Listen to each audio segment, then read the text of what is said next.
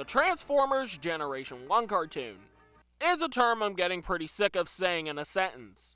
Sure, I can simplify it to the Generation 1 cartoon or just G1, but G1 was more than just a cartoon, and as a later video will expose, became subjugated to an aesthetic choice. So with that being said, Marvel had an animation department called Sunbow that, coincidentally, made the show.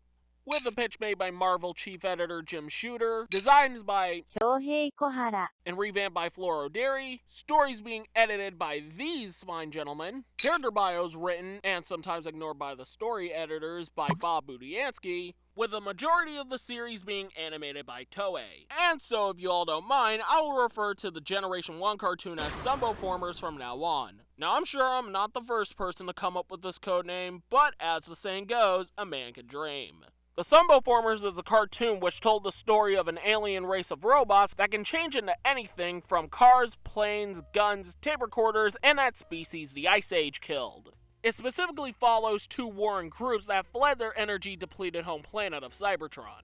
The Decepticons, led by Megatron, seek to drain Earth of all its energy to refuel Cybertron and achieve universal domination, while the Autobots, led by Optimus Prime, seek to prevent any of that from happening while also protecting human life. The premise would eventually take a turn during and after the movie, where we would follow new leader Rodimus Prime as he struggles with his new position while also protecting the universe from Galvatron and the Transformers' mysterious creators.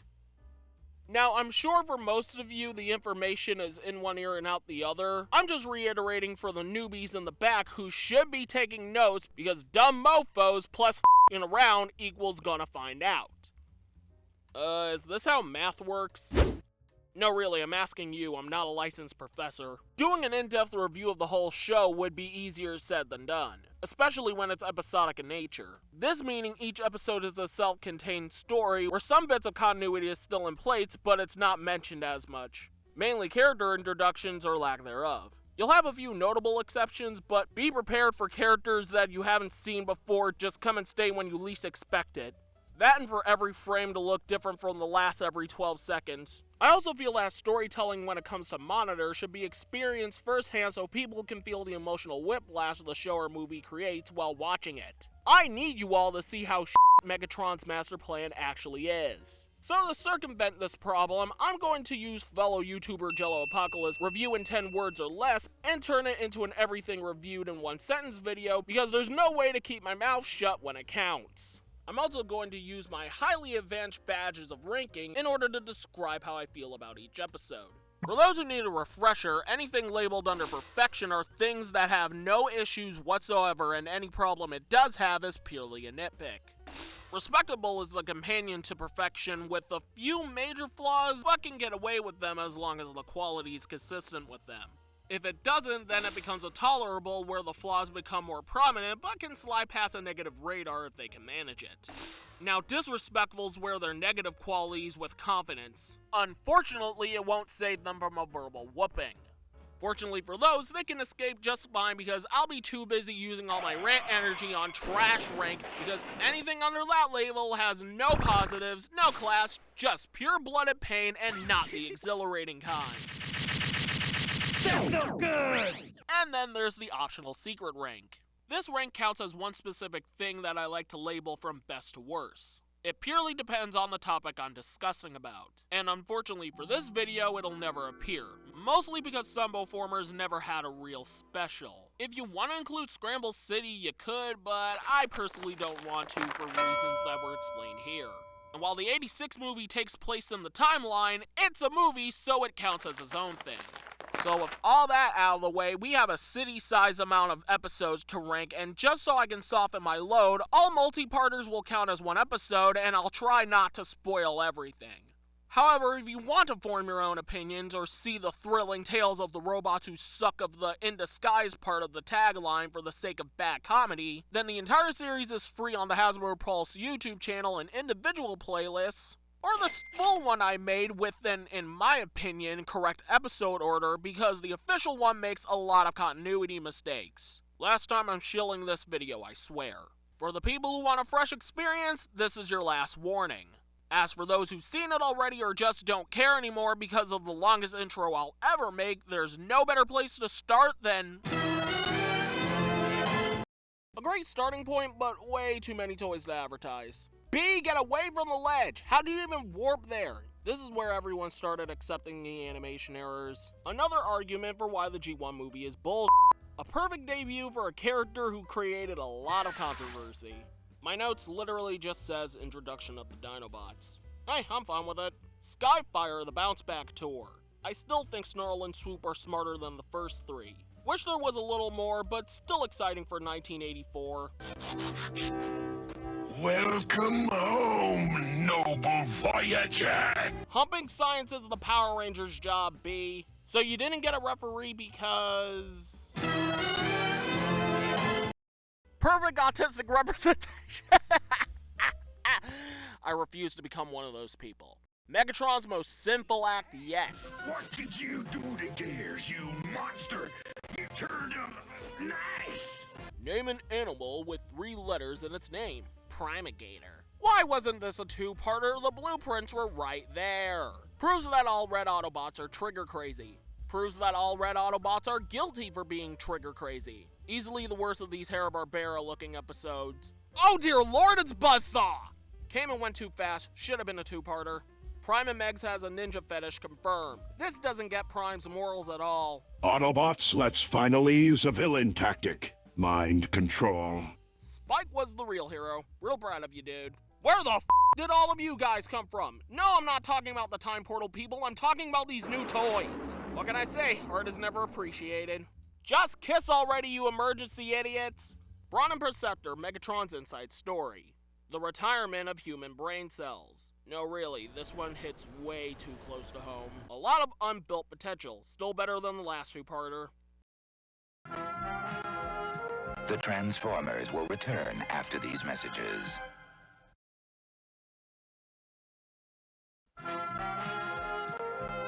We now return to the Transformers. The moron who ruined the day saved it in the end. Soundwave is never letting Starscream babysit again. We can't make animation errors if everyone's the same color. No one ever talks about Jazz and his GF. Fun fact, the Hub Network, now Discovery Family, never played this great episode, so making this video was my first time viewing it. Kingdom Track still blows. And speaking of blows, I hate everything about this kid and the animators agree. Devcon should have came back in season 3. Ah yes, repellent. Also skids!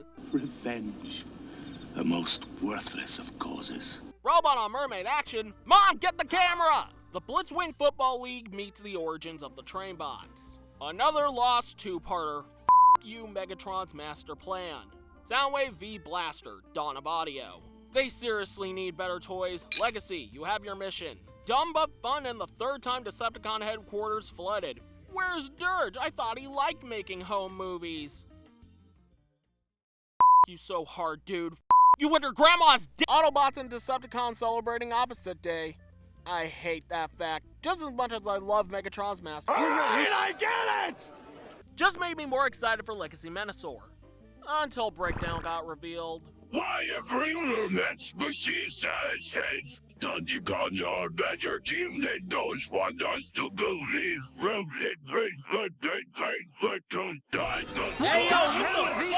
Just your friendly reminder that 2020 actually happened.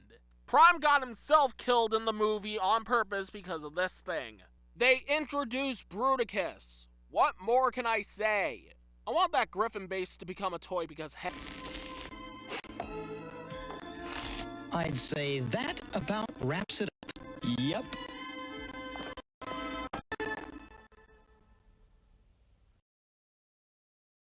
Now, originally I wasn't going to talk about the movie, but you know what? Screw it, the video ain't long enough. The Transformers 86 movie is memorable for all the right and wrong reasons. While it introduced a new cast of exciting characters, it did so while cleaning the slate of the ones fans were already accustomed to in the worst possible way. This caused a major backlash as the higher-ups at Hasbro never understood the admiration Optimus Prime garnered in the last 2 years and just saw him as a toy that needed to be sold. However, being born in an era where heroes die and come back every 4 minutes, it never affected me as I was able to see the movie as an animated thrill ride with a high-action plot, a shredding soundtrack, and the second most quotable script of all time. It's enjoyed by all Transformers fans, and animation fans will notice a few hiccups, though in my opinion, if it don't have them, it's not G1. Overall, it's a good watch. Scramble City is literally just a toy commercial. Not a bad one, but a non-canon one at that, so let's just finally move on to... Coming off of the movie strong, but the bad animation drags it down. Guys, how do we make it obvious that we didn't want to make this episode? Oh, simple. Up everything. Marissa's actor is definitely phoning it in. Wasn't there an entire episode where the aerial bots met Alpha Trion? An early advertisement for Sonic Adventure. Daniel and Wheelie are annoying, try to act surprised. But hey, at least it was just both of them in one episode and not an entire series. Cyclonus. Huh? Come on, Wheelie! Wheelie, I think we better get out of here. Oh, hi, Carly. Despite all the visuals going to rock bottom, I still won't put this below Megatron's master plan. This wasn't a two-parter because if it wasn't for the finale, I wouldn't have gotten Megatron's master plan flashbacks. Ignoring the clumsy as hell first act, it's fine. Greatness all around, sort of. Oh well, see in Beast Wars, Screamer. Insert it in your minds because I'm not getting sued. I have no notes here, it's genuinely a good episode. Finally, back to stupid fun. And these were the episodes that made me question the episode order more than these did. Also, this one was originally going to be trash, but then I did some thinking, and now it's not. Stay away, lad, this. Out of the way, hot rod that. I'm f***ing done with it! I seriously love the effect they use in this frame. Fun fact, the Autobots keep their brain in their symbols. Bad continuity with Dark Awakening and Hot Rod moping scene aside, this was an okay ending for the series. Because absolutely nothing took place after it. Look guys, I'm gonna be honest, editing this wasn't as fun as you may think it was, so let's just cut to the conclusion statement. So in conclusion, the original Transformers cartoon, the G1 cartoon, Sumbowformers, whatever you want to call it, is a perfect example of an 80s cartoon. Most of the roster of episodes are ridiculous. Heck, some I wish they were thrown in a shredder. But when it goes hard, it sticks to the landing because of how charming everything is, from the iconic voice cast to the somewhat stunning visuals and character design. A not-so-dark secret is that these shows were made for the sole purpose of selling a product. But in the end, the toy lines of the 80s could have never sold if these glorious cartoons weren't so cheesily great.